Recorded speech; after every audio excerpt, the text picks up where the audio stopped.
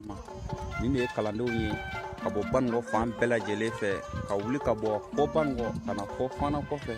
Cheikh Amadou a kɛlen don ka dugukolo belebele sa ye min bonya bɛ taa fɔ hectare 30 ni kɔ la min tigɛra n'o tɛ a dugukolo tɔ bɛ yen nɔ.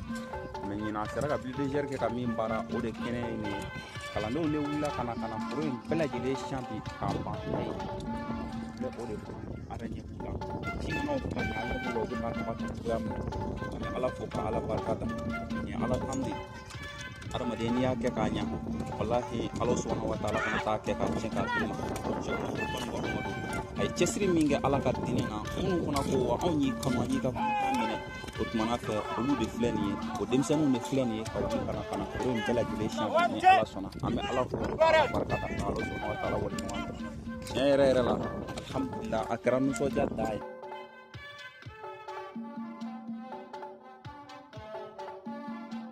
Alhamdulillah rabbil alamin. Ana tanu bala barkada uti kalau telefon gore samba fulalen van saba Cheikh Amadou kalande mon ban bo jamana kan ni so jare no ko kon na benin si wota do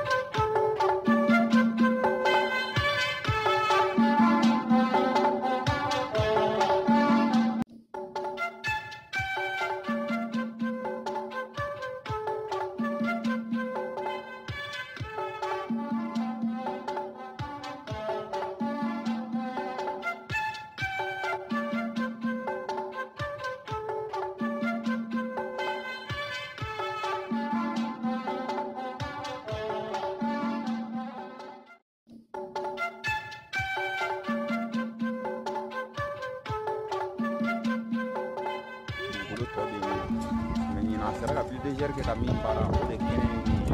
Kalandenw de wulila ka na foro in bɛɛ lajɛlen siyan bi k'a ban pewu. Simanw fana ni ala b'u la u bɛ n'a taga cogoya min na. Ala fo ka ala barika da. Ni ala kan de adamaden n'i y'a kɛ k'a ɲa walahi ala subhanahu wa taala fana t'a kɛ k'a tiɲɛ k'a d'u ma. A ye cɛsiri min kɛ ala ka diinɛ na minnu fana ko wa anw y'i kanu an y'i ka minɛ o tumana fɛ olu de filɛ nin ye o denmisɛnninw de filɛ nin ye ka wuli ka na foro in bɛɛ lajɛlen siyan ni ala sɔnna an bɛ ala fo ka barika da ala subhanahu wa taala waleɲuman dɔn. Tiɲɛ yɛrɛ yɛrɛ la alhamdulillah a kɛra nisɔndiya da ye a yɛrɛ ɲɛ bɛ nin denw na muso wo si bɛ kɛbɛ kɛbɛ.